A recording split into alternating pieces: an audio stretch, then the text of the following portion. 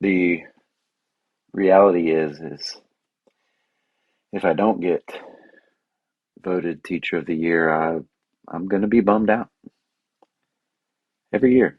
Um, this would make over 21. So it's a real thing, you know? Like at least I got on the ballot this year after maybe encouraging one of my colleagues to nominate me. It's all kinds of a flawed system, you know? But if I don't get teacher of the year, I'm going to be bummed out. So if you want the DT madness, here we go.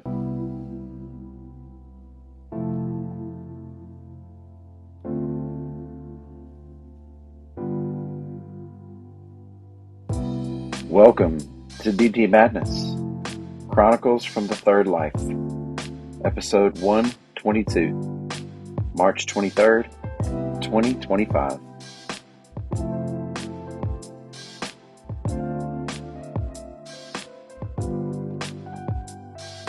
So glad you could make it.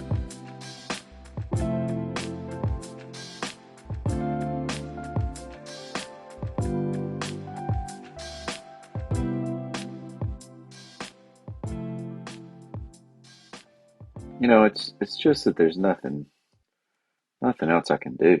You know, I've got 45 students in AP government and we're rolling along and I manage them every day and I've got four preps. I've got AP Psych, I've got AP Seminar, AP Government.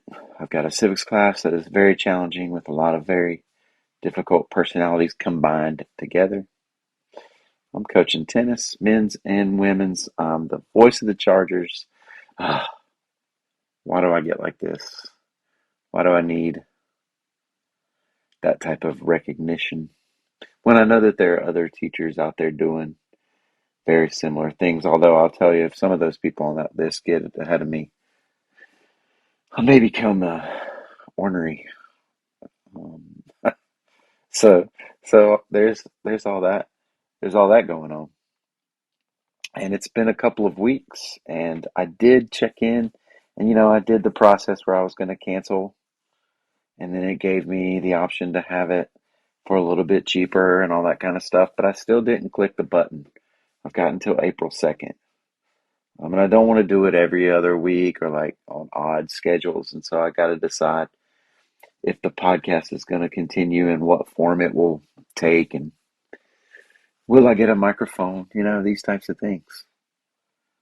I did finally make it back to the river a couple of weekends ago.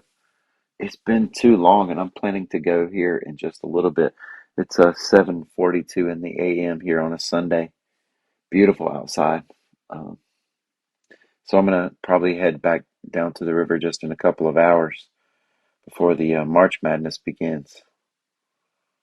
But you guys know who David Attenborough is, right? The is he British? I guess he's a British guy that does the old British guy that does all the nature channels. And I just found myself as I was walking down at the river, there were three people in front of me, and I could only see two of them at the time. And so I started narrating because I was behind them. And what I try to do is if I'm walking up behind people, because I'm usually walking faster, because I typically use my walks at the river for both. I will walk quickly down the trail, then sit on the rock for a good time of meditation, and whatever, and then I'll walk back quickly, and so I'm trying to get both cardio and what's the word for meditatio? Um, so I was narrating my approach in my out loud, really. So I was like, yeah, there are three of them up there on the trail. Two of them are female, but what about the third? I'm narrating this out loud and wondering if anybody's hearing me. Oh, the third is a male of the species, and he'll be quick to defend. I mean, it was just. Are you do you do that, or do you narrate your actions in other accents? And if not, then who should I talk to about that? I'm not sure. Man, I've been trying to keep my. I don't know. I got a tablespoon to scoop out my my coffee. And then when I'm done with the spoon, I put it back into this cup that is from Old Country Coffee in New York. If you've listened to the podcast, you know that that's my people when I go to Manhattan. And I was going to try to keep the cup for as long as possible, just put it back in there and see that, there's not going to be many grounds left from the spoon. But as I put it back in there, how long will it take for it to begin to accumulate and fill up? I knocked it off. And honestly, I think it's still down here in the floor in the nook, the scattered grounds, because I couldn't bring myself to use the dustbuster to suck up those grounds. But I'll just have to start all over. But I don't have to start all over like Wordle because I'm rolling along. I am now at 120, approaching my 220 streak. Of course, Hunch knocked me down. I've gotten to six a couple of times in the last couple of days. And only one of them were there another possibility. Oof. But I'm still rocking. We had a poll. We've got this ice cream place in Boiling Springs called Scoopadoodle Doo. And it's just we have a Mexican restaurant that's called El Acapulco. And so everyone calls it El Ac. And so when you have a name that's kind of long, you try to shorten it up. Nobody wants to actually say Daniel, so they call me DT, and that's fine. Um, but what are we gonna call Scoopadoodle Doo? And we had a little poll going, and Scoopty was kind of the consensus here. So I got a great text from my daughter. I don't know, some weeks ago, that she told me that brushing your teeth before the shower is a life changer. She was skeptical at first, but it's made all the difference. And so I'm glad I can pass on the correct habits. Are you a toothbrusher before your shower or are you after? For me, it's because I'm gonna put on my orange and ginger Bath and Body Works, body cream, which I go to every time. And if you get that stuff on your hands or your face, and then you try to brush your teeth, then it's counterproductive. So I also got a text from her when we were at Furman just the other day, and she told me that the Alfredo in the dining hall was bomb, and that she met a friend named Lily who also agreed that math was blue.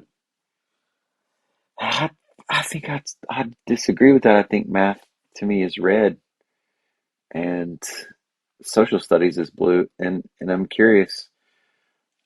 I'd be curious to do a poll. I think I will actually now on Monday. My youngest boy, Isaac, he turned 16 on March the 9th. March 11th, 2009 was his birthday, March 11th, 311. And um, got his license a couple of days later. He struggled with the three-point turn, although he was not a fan of the driving instructor. But went back a couple days later, no problem, got his license, and is just off. That type of freedom it's been really good for my kids. They're responsible drivers. I appreciate them. Gonna have to get some, probably gonna have to get some tires. Probably just the front two things I think about.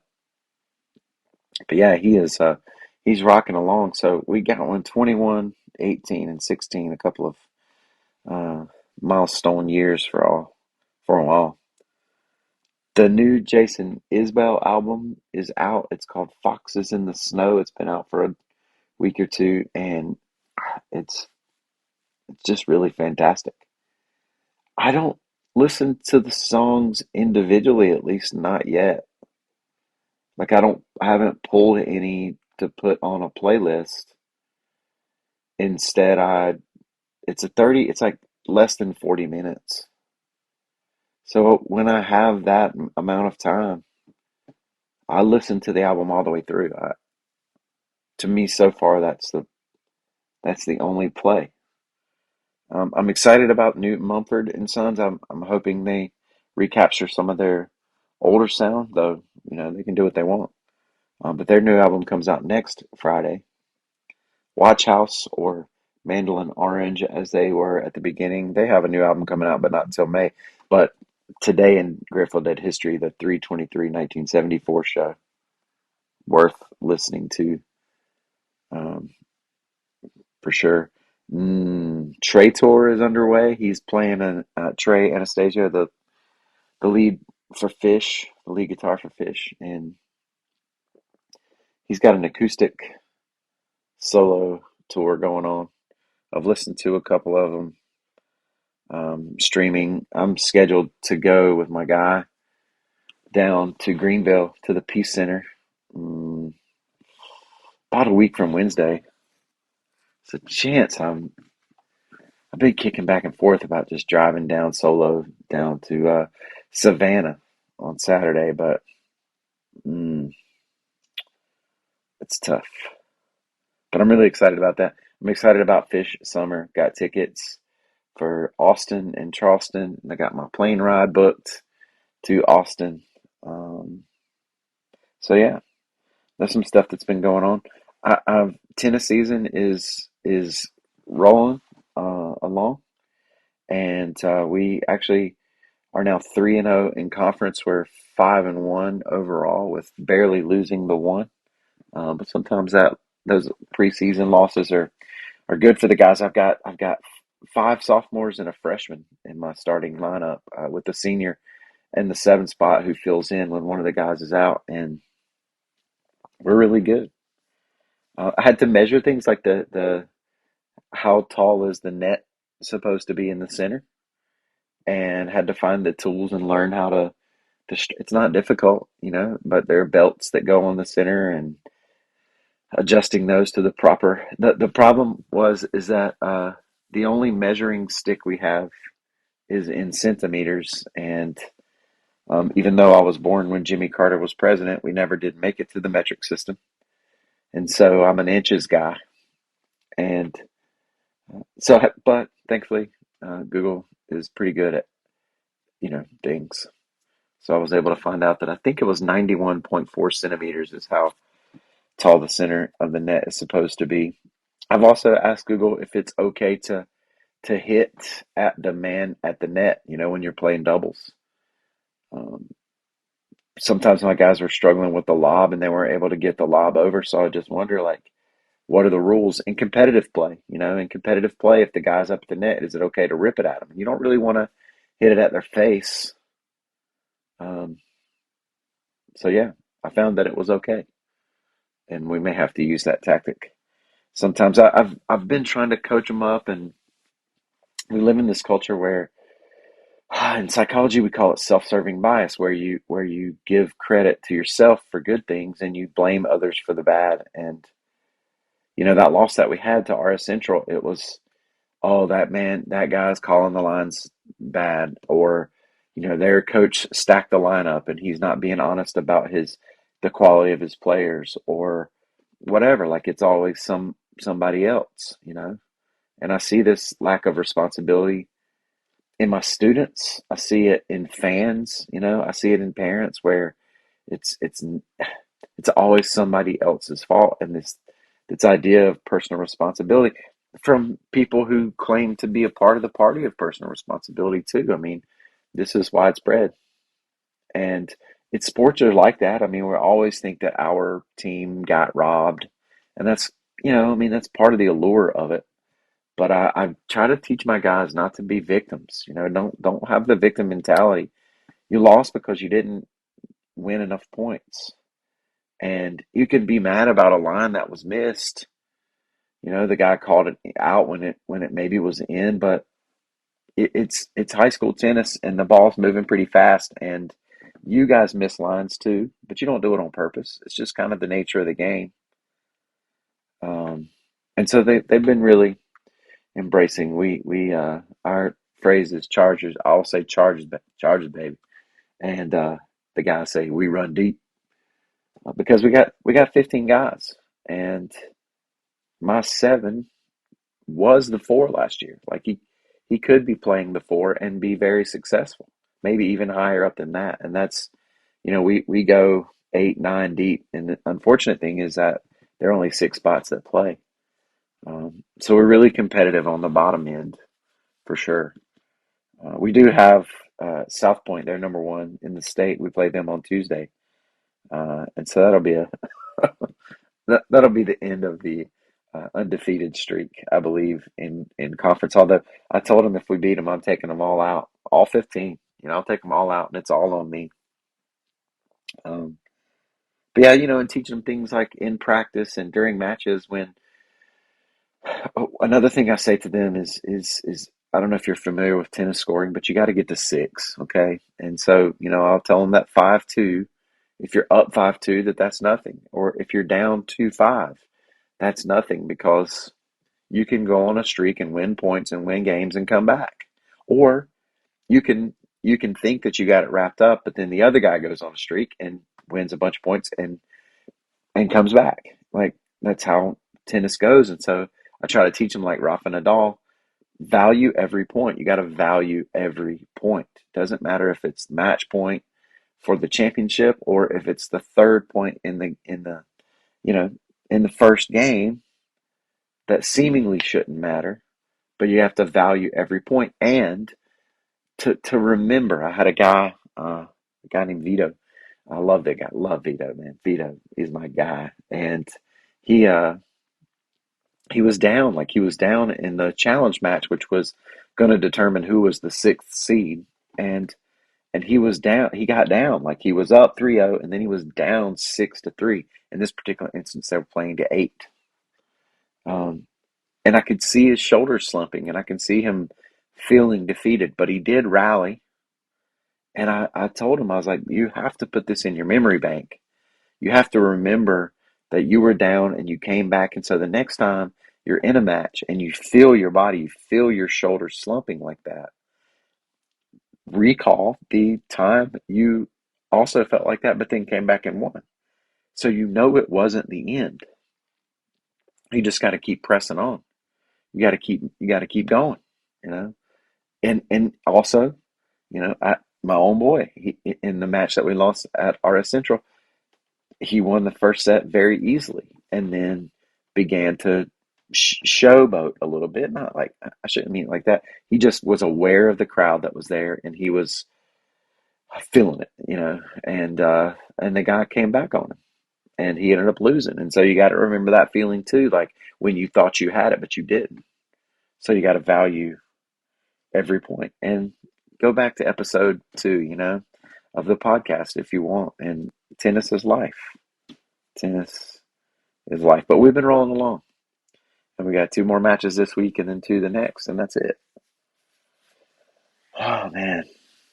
I've gotten a bunch of opportunities to do stuff lately. Like I got to speak to this group called Leadership Cleveland County, about the challenges and joys of education, about the difficulty that technology places. I think it was Jonathan Haidt who wrote Haidt, Haidt, who wrote The Anxious Generation.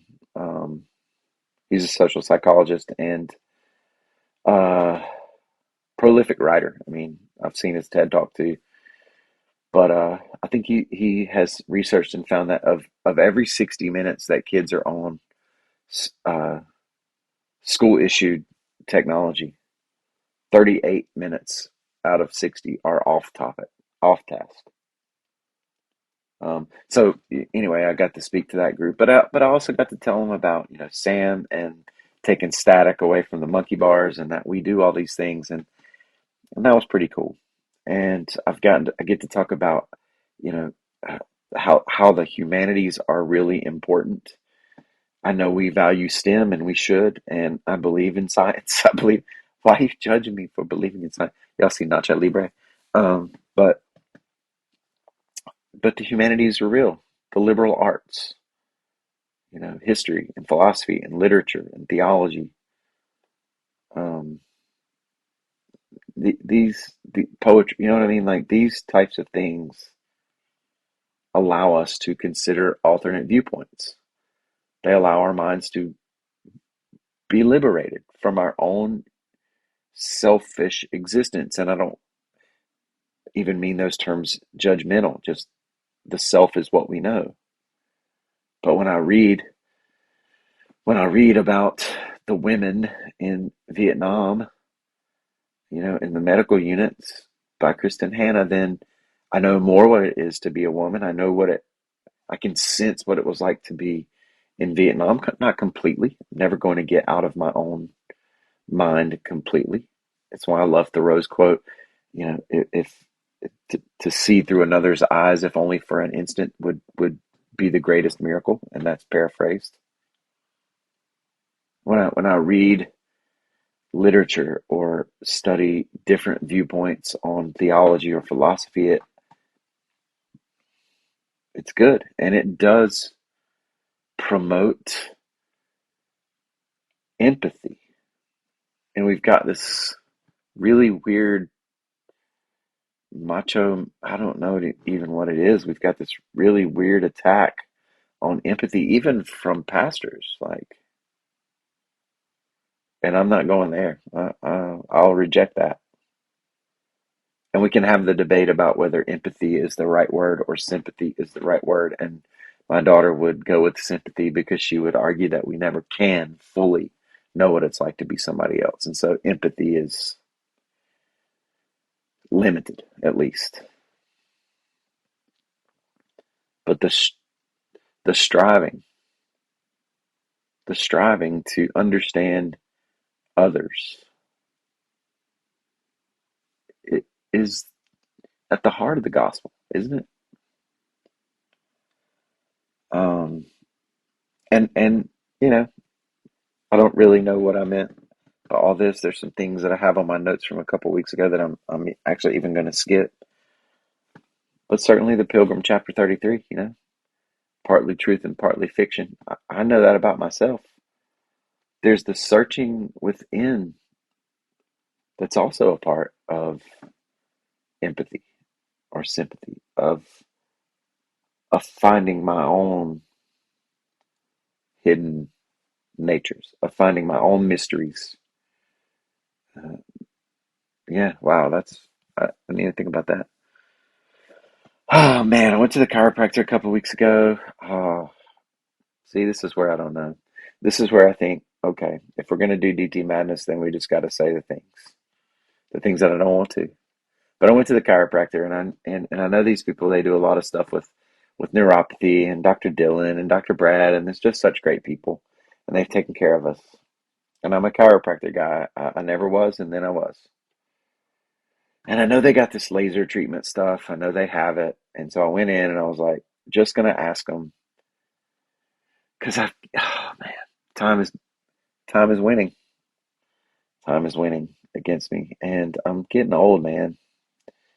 Like on towards 48. You know what I mean? And like 50 is right. I see it, and or at least 47 point whatever is it's it's it's getting there.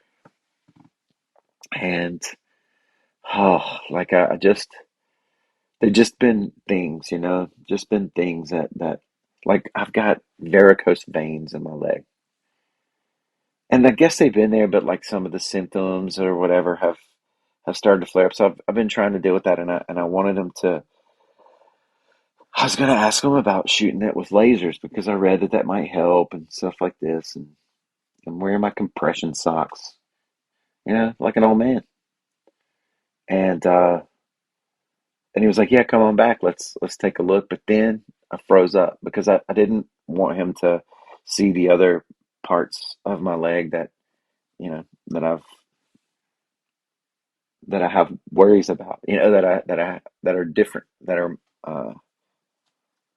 see, I can't. I'm not even want to say it because I don't want some of you to be like, "Oh yeah, you should get that checked out." So here we are with the madness and the old man with the varicose veins wearing his compression socks. But I've been doing some earthing, and I think I may have talked about this already.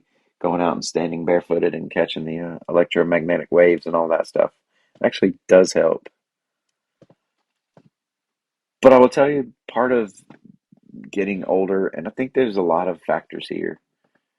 I think there's the reality that I have dealt with my inner child, if that's the word, through the therapy that I went through um, with Living Lotus. So I was able to communicate with little me, you know, and see him and the things that he experienced and the things that he went through that got locked away for so many years. I think that my dad passing away is also a huge part of this as well, to where I am increasingly feeling more like a man and not a child. And I don't, that sounds weird to say, and it isn't as much surface level as that seems. But I do enjoy that. Like there's a letting go, a recognition. Maybe it's because my kids are 21, 18, and 16, and they're increasingly independent. Um, but that part of getting older is okay. I've been thinking about the desires that I have that I still wrestle with in terms of getting older, and the desire of being recognized and wanted and desired, and that's probably part of the teacher of the year thing. How'd you like that intro? Trying to mix it up. You don't know what's going to happen on DT Madness. Um, there's a part of me that wants to be younger, to slow the biological age. That was a question on some walking app or something, like, what are your goals? And one of the choices was to slow down your biological age. And that's funny to me. I do. Nostalgia is a thing for me as well. I know that there's a bunch of folds and hidden places that I just want to straighten out. I just want to be fully me. And part of that is not caring what you think. Uh, and that's true. Like I don't want to walk on eggshells around people. I don't want to do that. I want to be sympathetic and approach empathy, but I don't want to change who I am to suit you. And that might be projection, because maybe that's something that I've noticed, that I don't want people to try to read what they think I might be wanting to do. Uh, I don't want people to hold back. I want you to tell me what you think, and maybe I'll get mad, maybe, but you know, I'll get over it. And I want reality is what I want, authenticity from myself and from the people that I'm around. And I'll skip ahead here, but it's tough because I think we live in this culture of performance. I was just at a stoplight yesterday, and I was watching in my rearview mirror the people behind me, and they were obviously doing a TikTok or a Snapchat type situation. And she just had on the performance face. And we constantly have cameras on us. I mean, constantly. And me too. Me too. And I just am curious to think about that. I'm curious to read about how this always being on stage has taken away our authenticity, how we know even what our lines are supposed to be. Like the script is written.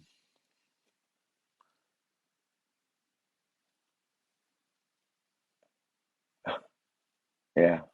It gives us a sense of autonomy, doesn't it? It gives a sense that I can be my own star. But if you think about it even just for a little bit. The script is written. This is the way that you're supposed to do it. This is the TikTok trend. These are the lines that I'm supposed to say to be a good Republican or good Democrat or, huh, I didn't even mean to talk about that. I read this book called No Less Strange or Wonderful, and it's a collection of essays, and it's really phenomenal. In fact, I thought that going forward, I'm probably going to take one of those essays a week or so and do the podcast based on it, or at least allow it to fuel the podcast. They're really something, and they'll take you. And I emailed the author. I emailed the author, and I told her because she's got a story about the Grinch, and she's got a story about how we don't ever consider the redemption of the Grinch. And I've been preaching that message. She said she's probably the only one, and I'm like, nope. I respect you, and I'm glad that there are people like us. But man, I've been preaching this for 10 years. You can ask more than that. You can check my Facebook. I put it every Christmas time. But I emailed her because these essays get into really interesting thoughts, and then we'll leave them for some other wave of ideas and experience, and then come back. It's just really something. And I'd love to sit around with a variety of people, a handful of people, to read those essays and talk about them and see where it takes us. And so I don't know. I don't know, Good. What do you think? Who else could we pull in? Um, think about maybe getting into some hiking clubs. Maybe we hike up to a place and then talk about the essays. Now we're getting crazy. I thought about adding in, like, I don't know, I just have this issue with the way that the Bible is interpreted, the way that it's being used in the current church. I just, like, used to discount the approach to empathy, you know? Like, used to justify being a jerk. And I'm not talking about political policy issues. I don't mean that. This guy Kramer on Instagram, he's starting to get into political policy issues, and that's fine. That's fine. That's his thing. So I thought about like reading Ephesians and talking about it some. I've been a pastor type guy, I just I just refuse to accept the divisions. I refuse. I'm politically unaffiliated. I'm religiously unaffiliated. And that doesn't mean that I'm agnostic. It doesn't mean that I don't have passions and firm beliefs. It doesn't mean that. I just think that these divisions are manufactured. And so many of them are manufactured. I went to our new congressman's named Tim Moore, and he was Speaker of the House of North Carolina. And he's from Cleveland County, and I know him. I taught his stepdaughter. His stepdaughter still says that my AP government class was one of her favorites, and now she's off to being a lawyer as well. And so I went to this ribbon cutting ceremony for his new office in Shelby because I'm the mayor. And so I went over there, and it was all Republicans, which makes sense because he's a Republican, and every other office is partisan. Mine isn't. Boiling Springs Town Council is nonpartisan. And if I had to put an R or a D beside my name, I wouldn't run. I wouldn't be a part of it because that script is already set. And we got to meet yesterday about the budget, and I told those guys, like, I know I have 5 members of our town council. They're all men. And I told them, I was like, I appreciate you guys as men. I know we have different political viewpoints, but that stuff doesn't matter in local town government. It doesn't matter what you think about, I mean, I guess it can matter about taxes, but all that stuff gets shoved to the side, the scripts that are supposed to be written, and we actually deal with issues that involve people. I don't know. I refuse to accept the division. I had my name tag with me when I went to this thing, and it says Daniel Thomas, Mayor of Boiling Springs, and it's got our little logo. It's a magnet, and I had it because I wasn't sure. I knew people weren't. Some of the people were going to know who I was, but I kept it in my pocket and I didn't put it on. And then when I got in there, a bunch of people had theirs on, and like this is, I knew some people there, which was good because I was able to kind of go to them, and I know the congressman, and I was able to speak to him as well. Um, But then I didn't put my name tag on because I didn't want people to see me putting it on. Yeah, I got neuroses. I should have, you know what I should have started doing was narrating that thing like David Attenborough. That would have been Attenborough would have had a field day in that place. But I guess it's just relationships. It's relationships, and that's what we lose, I think, because of the script, because of the performance culture.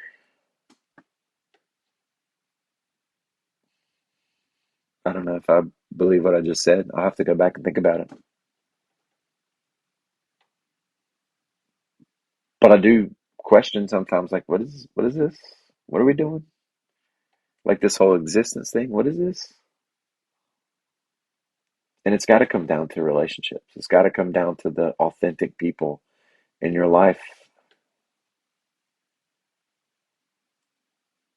Sam was home over his spring break, and his friends were here, and Sydney's friends were here, and Isaac's friends were here. So, high school sophomore boys who just got their license, senior girls who are done with high school and ready for college, but experiencing all the, what is that? The pros, the joys and the sadnesses that come along with that. Bittersweet, there's the word.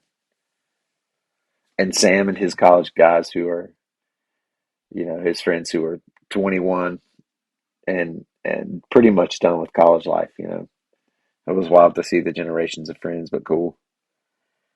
Um, I still hate glasses. I do. I hate them. And it's like at the end of the day, I don't know, the little hooks that go over my ears, they start sticking to I don't know. I don't like that. They're too smudgy. I know I say the same things every week. I've got to find a different style or something. And I'm going to have to kick in and just get some prescription sunglasses at some point too. we, oh man, we washed a blanket that Isaac got for his birthday, and it had all these blue fuzzies. This isn't going to make sense to you. I don't know why I'm even talking about it. But it got into the dryer, the little fuzzies that came off the blanket. And so when it went into the dryer, everything that came out with it had those on there, and and the towels did. So when you dry off, you get all the blue fuzzies on you and play in just a variety of places. But I've been thinking, been wrestling. It's probably why I think that this Teacher of the Year will give me a Band-Aid. I don't think I'm going to win. Um, it isn't like that. There's no reasoning. There's no rationale. Somebody nominates somebody, and then there's about 15 names on a list, and then people vote, and the departments will vote for that person. That's just how it goes. And but man, like it's a wild thing because I'm working hard as mayor. I really am. It's budget season. I'm going to these things like Tim Moore's ribbon cutting and doing my mayor things, and I'm coaching tennis and loving that. It's it's go time for AP exams, and so I'm ramped up in school. I get there at 6 in the morning. Taking care of my kids. I'm speaking to these groups and raising money now for tennis, trying to raise 20 grand. If anybody wants to donate to the Crest Tennis program, let me know. We'll be having some fundraisers coming up soon. But I wonder, like, what am I doing? What is there to do? Am I doing enough? Why do I? Is there validation that would make me feel like I am? I believe in the ripples. I do. I believe in the ripples. Maybe I need to recall that. I need to refresh the bucket of life today. That's what I need to do. Because sometimes I feel like maybe this, I don't know, maybe there are limits that I wish weren't there, or that I could boil the ocean, maybe. I've heard that phrase lately. I did tell my kids uh, if all, I have 45 students in AP government and we have 14 court cases. We used to have 15, but Roe versus Wade was overturned, and so they don't include that one anymore. And so we have 14 court cases where you have to know the constitutional significance, which is just easy. Baker versus Carr's 14th Amendment Equal Protection Clause. And if they know that, then that's the constitutional significance. But they got to know the background as well. Like Baker versus Carr was about whether or not the Supreme Court can actually rule on redistricting, and the fact that Tennessee had not redrawn their lines um, for over 100 years, and so there was a disproportionate number of people in the eastern part of the state versus the western part of the state, or whatever it was. And so the phrase "one person, one vote," and they got to know that. They got to know that in order to get a good score on the AP exam. So I'm going to give them a quiz tomorrow, and if 45 of them, and I told them if all 45 of them make 100 on it, if they all ace it, then I will get frosted tips, or I will go platinum blonde. Is that a thing though? Like, is platinum blonde, are those two things the same? I'm not sure. And part of it is a band-aid for my own self because I'm getting old, and I saw pictures of me. One of the things we're doing is trying to connect and facilitate Gardner Webb student governments and Crest student governments, and I'm trying to build that bridge through Boiling Springs government. And so we went over there and met, and went to the Gardner Webb Student Congress and got some pictures with their student president. And I saw the pictures of myself, and I'm like, dang, too much ice cream. And so I've got this body image issue going on. And there are pictures where I'm like, man, sometimes I like my haircut and sometimes I don't. And what's that all about? What's that all about? I never really dealt with that type of stuff. 47 years old, man. I'm a grown man. Why am I dealing with body image issues? And so I'm like, you know what? I'll fix it. I'll go blonde. I'll get my hair bleached. And I'm going to if the kids all make 100. But 45 out of 45 making 100 on a quiz. We'll see. We'll see if they really want it to happen. We did go down to Furman. This is where Sydney's going to go to college, and this is the wrap up here. And it was called Furman Forward, and it was for admitted students and committed students. And Sydney is committed, and so she got a special pin to wear around. And when people saw her pin, they got really excited. And she got to have a confetti cannon, with the victor, the paladin, the knight mascot, Knight. And it was funny because she couldn't quite get the canister to pop, and then the paladin helped, and that was great. But it turned out it was such an awesome picture that it was the cover page for the Instagram post from Furman University.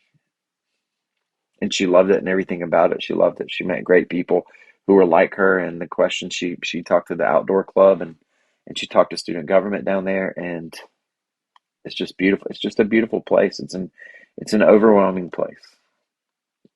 And part of it is overwhelming for me because I left out after the long speeches they gave in the morning, and then the students took off, and so they were going to give some more long speeches to the parents. But I told Sarah I was going to go for a really long bathroom break, and I'd meet her when it was over. And so I got out and walked around campus.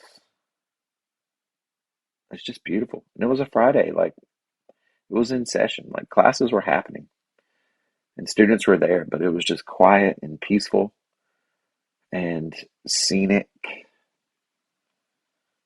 And I got this feeling walking around, and I think part of it is, I don't know, like first of all, is the prospect of what could have been. Is that redundant? Because what does prospect even mean? But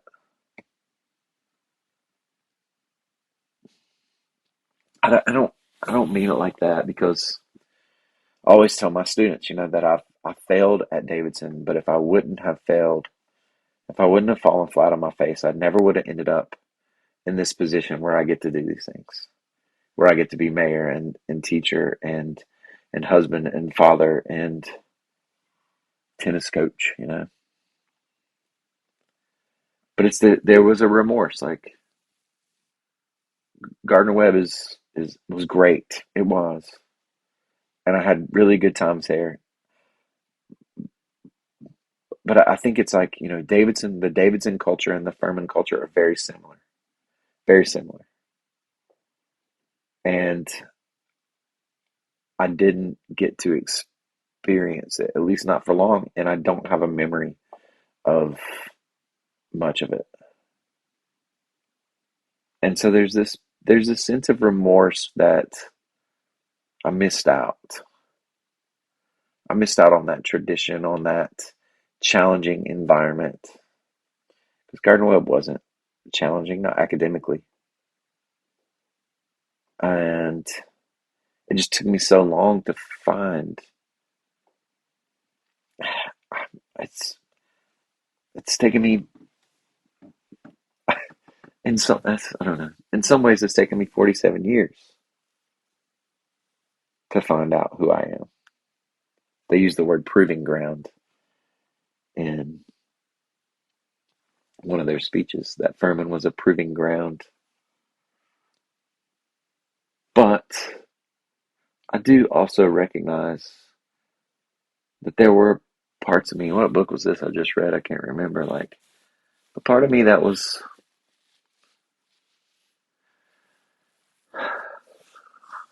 real. That was real. I told you in the intro. If you want the madness, there's no point in going forward if I'm not gonna lay it on the line. But yeah, that Furman feeling. So I'm excited, and I'm really excited for Sydney. But I'm really excited for me. I'm definitely going to get the FU gear and the Furman Dad gear, and part of it will be living through her, um, what I kind of missed out on in terms of college. Not in terms of results, not in terms of could have been. I don't want to be anywhere else.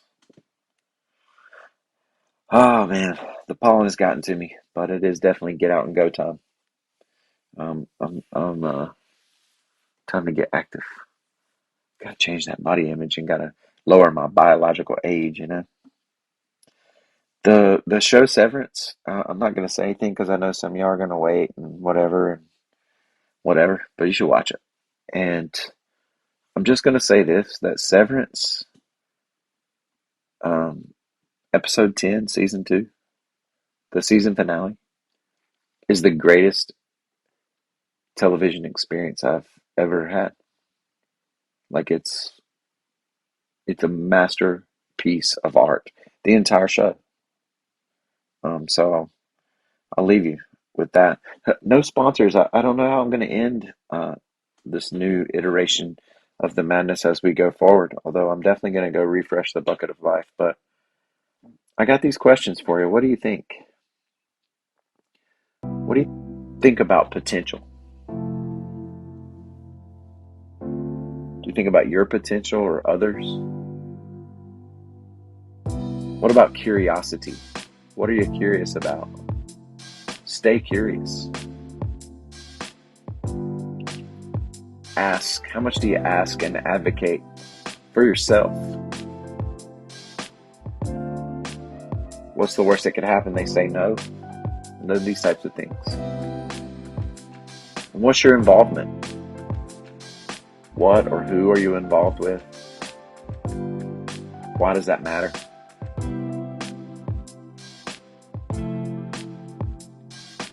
Thanks for listening, y'all. Grace and peace.